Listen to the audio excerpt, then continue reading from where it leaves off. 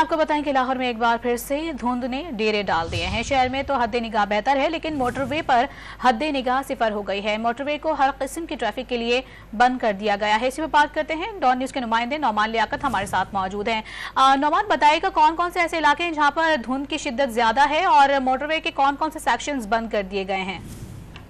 देखिए जी, लाहौर में गुज़िश्ता 2 से 3 रोज में धुंध की सूरत हाल काफी हद तक बेहतर थी, लेकिन रात गए से फिर जो धुंध है वो पड़ना शुरू हो चुकी है। कुछ इलाकों में धुंध ज्यादा जबकि कुछ इलाकों में कम है।